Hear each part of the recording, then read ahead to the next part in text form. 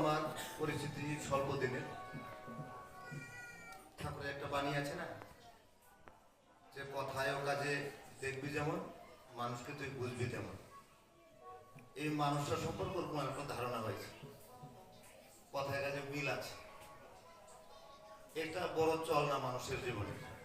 কথায় ও কাজে দেখবি যেমন, মানুষকে তুই বুঝবি তেমন। ঠাকুর বললেন যে শূদ্র হলো জাতির চাকা, বৈশ্য যোগায় দেশের টাকা, ক্ষত্রিয়রা রাজার জাত, সবার পূরণ বিপ্রধান।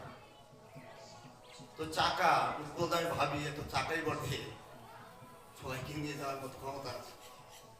যারা মানে এই চাকা যারা, তাদের যদি একবার একটা ঝোঁক চলে আসে, তো একটা বাণী আছে না, যে ইষ্টপ্রাণতা জেদি যারা, তাদের ব্যক্তিত্ব অটুট থাকে।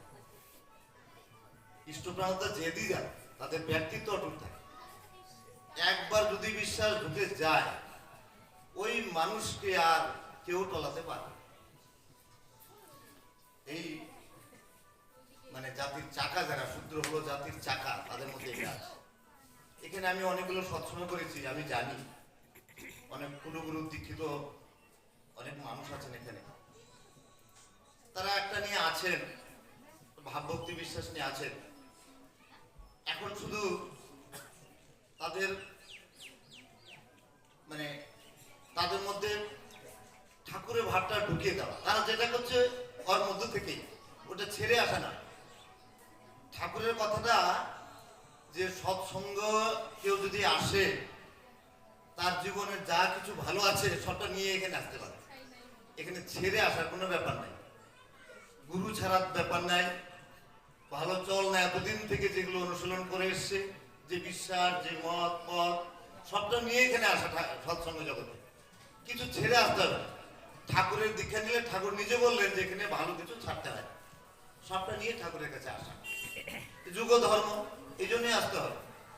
এটা যে অ্যানেক্সার, তার মানে সংযোজনী আছে, বিবর্তন আছে, যুগ ধর্ম, সেটা তারা যদি একটু ধরিয়ে দেওয়া যায় যে তোমরা যেটা করছো ঠিকই আছে, তো যুগের তো পরিবর্তন হয়ই, হচ্ছেও, এটা তো অস্বীকার করার উপায় নাই। এইবার ঠাকুর বললেন যজন যজন ইষ্টবৃত্তি এ জীবনের ধর্ম, ইষ্ট স্বার্থ প্রতিষ্ঠা এই জীবনের কর্ম। এইটা একটু এই এই পাড়ার যে মানুষগুলো আছে তাদের মধ্যে শুধু একটু ঢুকিয়ে দিলে হবে, যে এখন যজন যজন ইষ্টবৃত্তি এ জীবনের ধর্ম, আর ইষ্ট স্বার্থ প্রতিষ্ঠায় এই জীবনের কর্ম। উৎপন্ন যেটা পরিষ্কার করে বুঝে নিয়েছে, এটা ধর্ম, এর বাইরে কিছু নাই। কিন্তু এই পাড়ার মানুষগুলো তো তারা ধর্ম করতেই চায়, ধর্ম তো চলতে চায়, তাদের মধ্যে সেই ভাবভক্তি আছে। তো শুধু মোড়টা ঘুরিয়ে দেওয়া। কিন্তু কথা আচরণের মধ্যে যদি আমাদের ভুল থেকে যায়, তাহলে কিন্তু তারা ভুলটা বুঝবে, রিয়েকশন হয়ে যাবে। না, তাহলে আমরা কেন গুরু ত্যাগ করবো? আমাদের তাহলে এতদিনের একটা ঐতিহ্য, আমরা তাহলে আমাদের পতন হবে, এইসব ওদের মধ্যে একটা বিভ্রান্তি আসতে পারে। কিন্তু সত্যটা জেনে গেলে আর ভয় নাই। ঠাকুরের কাছে আসা মানে ঠিকটা জানা, ঠিকটা জানলে কিন্তু আর কোনো ভয় নাই, ঠিকটা জানতে হবে। ঠাকুর বললেন যে এই যে ঠিক হয়ে চলা, একটা চল না। আমরা ঠাকুরের কাছে কি পাই? এই যে এতক্ষণ থেকে আলোচনা হচ্ছে, একটা কিছু মানে চলনার কথা আমরা বারবার শুনছি, এটা জীবন চলা। এই চলনা তো অনেক গভীরের বিষয়। ঠাকুর যে এক নম্বর বেফাস কথা চিন্তা কর্ম আলোচনা নিয়ে চলে পিছু পিছু দূরদৃষ্টির কি লাঞ্ছনা। একটা মোমেন্টারি ভুল হলে মানুষের কি পরিণত হতে পারে, ঠাকুরের কাছে আসলে আমরা সেটা এসে আমরা জানলাম। তাহলে একটা সেই আচরণশীল একটা জীবন, আমরা কি করে আচরণটা আমরা মানে আচরণে অভ্যস্ত হতে পারি, এই কথাগুলোই তো আলোচনা হচ্ছে। ধর্ম, ঠাকুর বললেন যে ধর্ম তো অনুভূতির জিনিস, ধর্ম ডিপেন্ডস আপন রিয়েলাইজেশন, সম্পূর্ণ অনুভূতির জিনিস। এটা তো কোনো কথার কথা নয় যে ধর্ম, ঠাকুর বলেন ধর্ম বলে তাই নিজের ভাষা বাড়ায় যাতে অন্য যোগান পায়। এইভাবে খোলসা করে ধর্ম কোনোদিন দেখেন ঠাকুরের কথা, ঠাকুর বলেন যে মায়ের কাছ থেকে হুজুর মহারাজের দেওয়া যে 7 নাম আমি লাভ করেছি, সেটা আমি করে আমি যা বুঝলাম, আমি দেখলাম এই নাম দিয়ে বিশ্বব্রহ্মাণ্ডের সবকিছু এক্সপ্লেন হয়।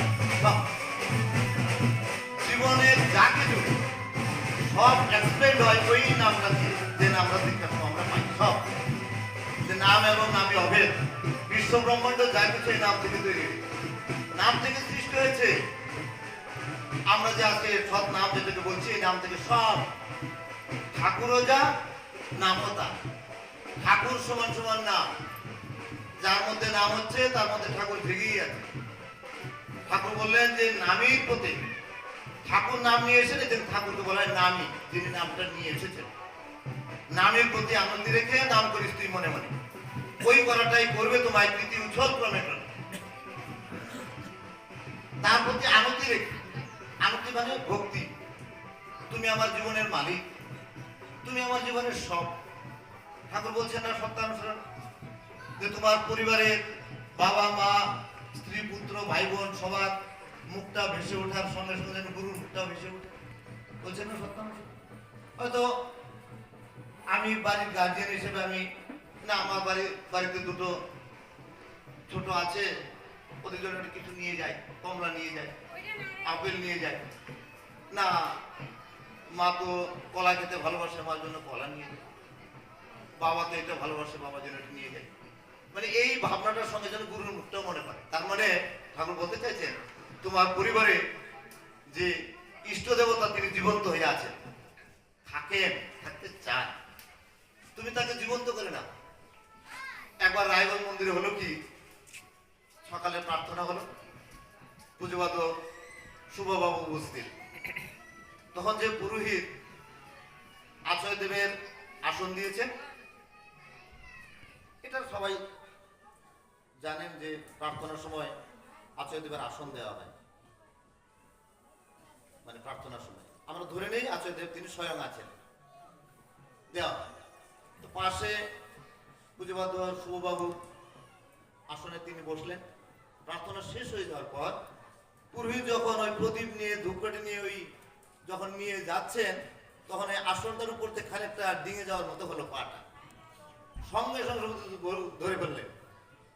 আপনি দিয়েছেন আচয় দেবকে এনে বসার জায়গা, তিনি আছেন তো আপনি ধরেই নিয়ে আসনটা দিয়েছেন।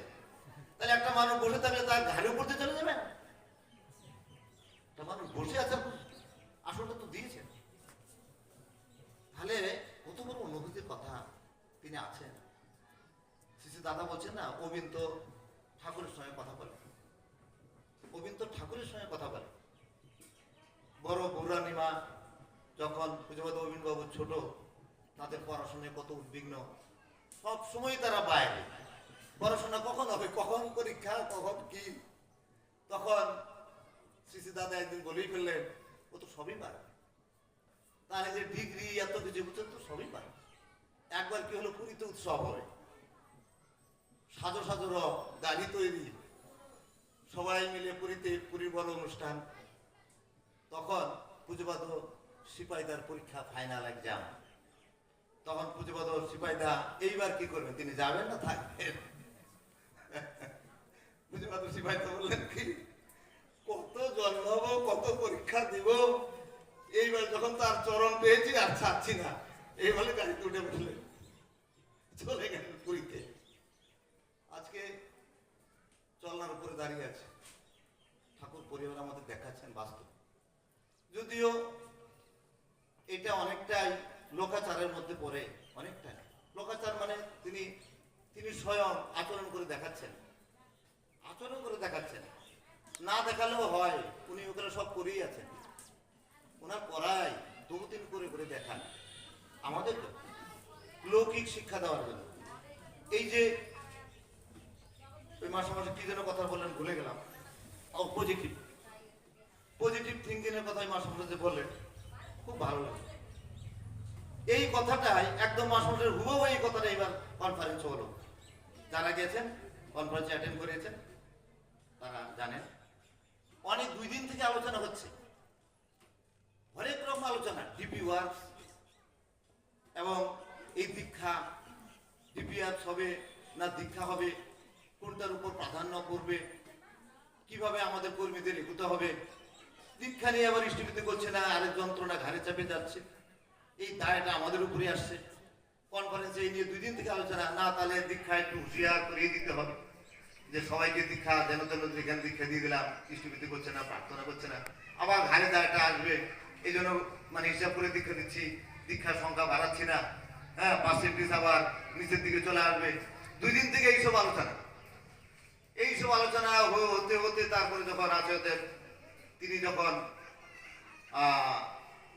বসলেন, তিনি তখন বলছেন যে এত আপনাদের ভয় কিসের, আপনাদের দোষ ত্রুটির এত কিসের ভয়, ভুল হচ্ছে না কি হচ্ছে এত ভয় কিসের, আমি আছি তো, আমি তো আছি এখনো, আপনাদের এগিয়ে যান, এত কিসের ভাবনা, ভুল হচ্ছে আমি জানবো, আপনাদের সব ভুলগুলি আমার বুকে চাপিয়ে দেন, সব ভুলগুলো আমার বুকে চাপিয়ে দেন। এই যে পজিটিভ মুহূর্তের মধ্যে সবাইকে পজিটিভ করে দিলেন, সমাজের কথা বলে একটা সেকেন্ডের জন্য নেগেটিভ থাকলো না, যে ভুল হচ্ছে না কি হচ্ছে আপনারা দেখুন, আমি আছি তো, ভুল হলে আমি আছি তো আপনাদের জন্য, তাহলে এত কিসের ভাবনা, এই যে পজিটিভ করা এটাই আমাদের কাজ। ঠাকুর বললেন যে একটা মানুষ যেমন এই যে আলস্য আর দোষ দৃষ্টি থাকে যদি তোর, দুঃখ আঘাত অবসাদে হবিরে বিপদ, ওইটা পুষে রাখলে যে একটা ফর ফাইন্ডিং নেচার, এটা ভালো জিনিস না নাকি? বলছে অন্যের, বলছে দোষ দেখে দুষ্ট হয়ে না আর সবাইকে দুষ্ট করে তোলো না। ঠাকুর বলছেন না যে নারী নীতিতে একটা বাণী আছে, যদি কথাকে তুমি এমন করিয়া ব্যবহার করিবার অভ্যাস চরিত্রগত করিয়া ফেলিতে পারো যাহাতে কোন রকমে কারো দুঃখ অসন্তোষ ও অবসাদ না আসে, অশান্তি না আসে, তাহলে দেখিবে কতখানি সুখ, কতখানি তৃপ্তি, কতখানি সহানুভূতি লাভের অধিকারী হইয়াছ, তাহারই হত্যা নাই।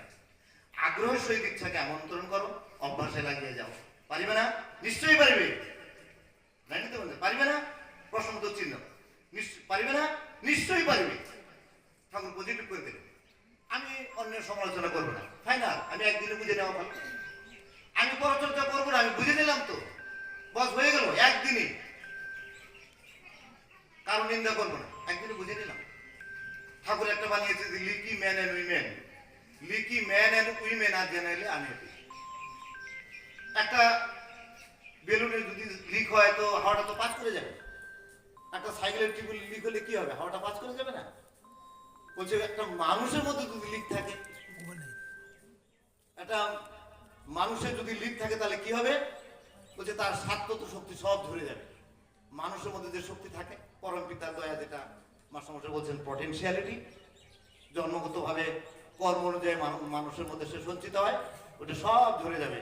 ফোটা ফোটা জল যেমন ধরে একটা কলসি ফাঁকা হয়ে যায়, মানুষের জীবনে অপকর্ম করে করে সবটাই তার সাত্ত্বত শক্তি খরচ হয়ে যায়। একটা খারাপ ভাবনা মুহূর্তের মধ্যে আমাকে দুর্বল করে দিতে পারে। মজার জিনিস, একটু আমি শক্তিবান, আমার অর্থ আছে, সবই আছে, কিন্তু একটা অসৎ ভাবনা মুহূর্তের মধ্যে আমাকে মুখটা ম্লান করে দিল, তার মানে শক্তি ধরে গেল, সাত্ত্বত শক্তি খরচ হয়ে যায়। তাহলে অসৎ কর্ম, অসৎ ভাবনার মধ্য দিয়ে কি হয়, আমাদের সাত্ত্বত শক্তি সব, জমানোর শক্তি সব খরচ হয়ে যায়। ঠাকুর বলছেন যে যা ইচ্ছা তা করে তুমি তাকে ধরে চলবে না, ভালো ছাড়া মন্দ করলে পরিস্থিতি ছাড়বে না, ভালো মন্দ যা কিছু সব নিজের সাথে মিলিয়ে নিবি, ভালোগুলো আঁকড়ে ধরে মন্দ করে নিপাত দিবি, মন্দ যা তা কায়দা করে করবি এমন চুপ, ভালো ছাড়া করবি না তবেই বাহাদুর। শুভে কিন্তু আসেই শুভ, মন্দ কিন্তু মন্দই হয়, বিধির বিধানে এমন তোর কপাল জুড়ে সেটাই রয়। মন্দ করে ভালো হবে, আগলে নেবে শুভ তোমায়, সেটা কিন্তু ভেবেই না, বাস্তবতা নয়, তা কিন্তু হয় না। ঠাকুর দেন কি বললেন, যে মনটা দুষ্ট হলেই জানিস রোগের আধার হয়, ওইটাকে তুই এড়িয়ে চলিস, করবি ব্যাধি জয়। মনটা দুষ্ট হলে, খারাপ ভাবনা যদি মুহুর্মুহু মনের মধ্যে আসতে থাকে। আরেকটা মজার জিনিস, যে খারাপ ভাবনা যখন মাথার মধ্যে আসছে, খারাপ ভাবনা যখন মাথার মধ্যে আসছে, এইটা যদি একটুকু পোষণ পায় তাহলে কিন্তু আরো শক্তিশালী হয়ে যাবে ভাবটা। ওই চলার সাথে একটা বানিয়ে আছে ঠাকুরের, যে তোমার মনের মধ্যে যখনই একটা খারাপ ভাব আসলো, সে কাম, ক্রোধ, মোহাম্মদ, মাৎসর্য, সর্বোপরি যে কোনো ভাবনা একটা মাথার মধ্যে যখনই আসলো তখনই ওই ভাবনার থেকে বিরত হও। বিরত হয়েই বলছে বলছে গঠনমূলক কোন ইষ্ট স্বার্থ প্রতিষ্ঠায় বলছে ওই ভাবটাকে সেইখানে খরচ করো। বলছে সঙ্গে সঙ্গে তুমি মুক্ত হবে। বলছে এইভাবে কিছুদিন করলে বলছে তোমার প্রবৃত্তি কৃতদাসের মতো হয়ে থাকবে তোমার কাছে, তোমাকে কিচ্ছু করতে পারবে। ঠাকুর কত সহজ করে সমাধান দিলেন। চলার সাথে দেখেন বলছে প্রবৃত্তি নিয়ন্ত্রণ কি করে হয়। বলছে এটা ভাবতে হবে আমার মধ্যে খারাপ ভাবটা, যে কোনো একটা লোক আসলো তো সেই অনুযায়ী যদি আমি কর্মটা করি, অল্প একটু যদি করে আসি তাহলে কিন্তু একটু পোষণ পেয়ে গেল ওই ভাবটা, পরের দিন কিন্তু আরো শক্তিশালী হয়ে আমার কাছে আসবে। ঠাকুর ওই ছেলেবেলার কথাটা আছে না, যে ঠাকুর স্কুল যাওয়ার পথে একটা মিষ্টির দোকান থেকে প্রায় মিষ্টি খেতেন। মিষ্টি খাওয়ার খুব লোক ছিল, মারাত্মক লোক ছিল। যদিও এটা লোকই তিনি দেখালেন, কি হলো মিষ্টি তিনি প্রায়ই খান, পয়সাও দেন, কিন্তু কিছু পয়সা জমে গেল, বাকি হয়ে গেল, ধার হয়ে গেল। আরেকদিন সেই একদম সদ্য বানিয়েছে মিষ্টি খাওয়ার জন্য তিনি দোকানে ঢুকেছেন। মিষ্টি দেখেই তখন দোকানদার বলে ফেলেছে আগেরটা শোধ করে তারপরে খা। খুব লাগলো, ব্যথা লাগলো, খুব ব্যথা লাগলো। তখন ঠাকুর ব্যথিত হয়ে একদম চারা নানা কত পয়সা ছিল বাকি, তিনি একদম ঘরে গিয়ে পয়সাটা নিয়ে আসলেন। এনে দোকানদারকে পয়সাটা দিয়ে শোধ করে দিয়ে এবং সংকল্প করেছেন আর কোনোদিন খাবেন না। ওই রাস্তা দিয়ে গেলেও কোনোদিন আর টাকা পাবেন না, খাবেন না, এটা সংকল্প করে তিনি বাড়ি চলে গেলেন। কিন্তু পরের দিন আবার যাওয়ার পথে ওই একই দৃশ্য, শোকেজের ভিতরে ওই বড় বড় মিষ্টি, আবার সেই লোক আবার মানে কি বলবো যেন টেনে নিয়ে যায় পাগলোকে, ঠাকুর ইচ্ছার বিরুদ্ধে যেন কে যেন টেনে নিয়ে যাচ্ছে।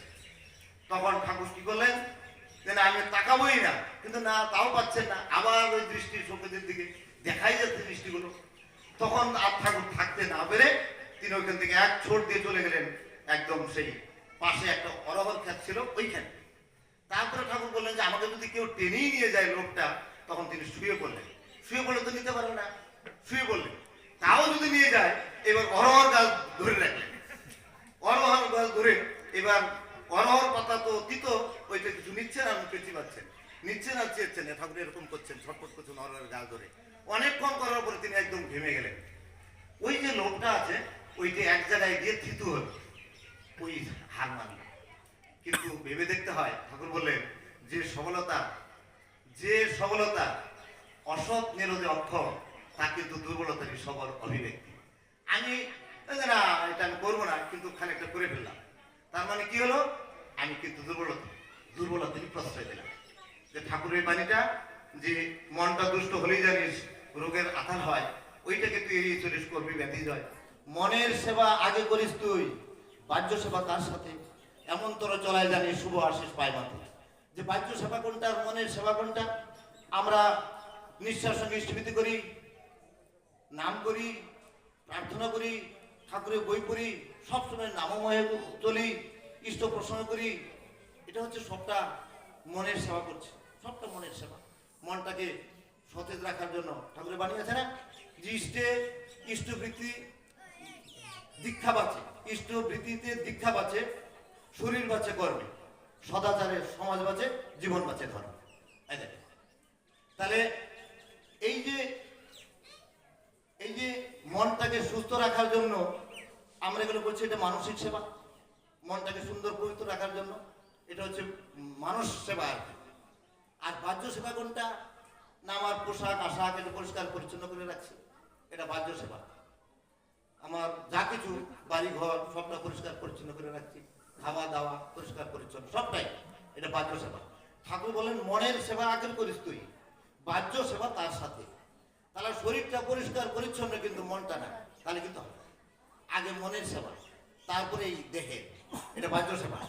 এমন তোর সেবায় জানিস শুভ আশিস পায় মাত্র, বলছে জোরালো হয়ে যাবে তোমার শুভ বুদ্ধিটা ভেতরে। ঠাকুর বললেন যে আঘাত অভিভূত, বেদনায় মুষড়ে পড়া, শঙ্কিত মন, ব্যাধির আকর, জননী হলো তৎপরিবেশনের পরিস্থিতি, যার ভিতর দিয়ে বৈধানিক বিকৃতি জন্মায়। তাহলে কোনটা বিকৃতি আছে, যেটা মানে বিকৃতি ভিতরে আসে, আহার কথা মানে যেটা সঙ্গতি নাই, কথায় কাজে মিল নাই, এগুলোর মধ্যে তো মানুষের বিকৃতি আসে, হাজারো বিকৃতি। এই বিকৃতির মধ্য দিয়ে কি হয়, আমরা বিনয়িত হয়ে উঠতে পারি না। বলছে ঠাকুর বললেন তুমি যদি প্রকৃত না হও, প্রকৃত আনন্দ তুমি কখনোই লাভ করতে পারবে না। প্রকৃত জেনুইন তো জেনুইন, জেনুইন খাঁটি তো খাঁটি। এই হচ্ছে ঠাকুর বলছেন যে সত্যানুসার প্রথমেই বললেন যে কপটতা ছাড়তে হবে। কপট মানে আমি ভাবছি একটা কিন্তু করলাম একটা। সন্ধ্যাবেলা হাত মুখ ধোয়ার সময় ভাবছি প্রার্থনাটা করে একটু বাজারে যাব, বাজার গিয়ে ওই জিনিসটা আমার আনতে হবে, কিন্তু হাত মুখ দিয়ে প্রার্থনা করার পরে ভাবলাম না এত ঠান্ডা আজকে আর যাবো। দ্যাট ইজ অলসো গভীর। তুমি একটা ভাবলে, তুমি একটা সংকল্প করলে, পর মুহূর্তে তুমি এটা বানচাল করলে গেলে না, এটাও কিন্তু তোমার নিজের ভিতরে গভীর। এতেও তোমার কিন্তু শক্তির পতন হচ্ছে, তুমি নিচের দিকে যাচ্ছ একটু একটু করে, এটাও কিন্তু করা ভালো না। যাই হোক, কথা আর বাড়াই না, সময় প্রার্থনার সময় হয়ে আসলো। আমাদের ঋত্বিকদা রয়েছেন, যেটা শেষ কথা বলবো, এখানে যারা আছেন সবাই ঠাকুরের নিয়ম বিধান যজন যজন ইষ্টবিধি স্বস্তির সদাচর মেনে চলবেন।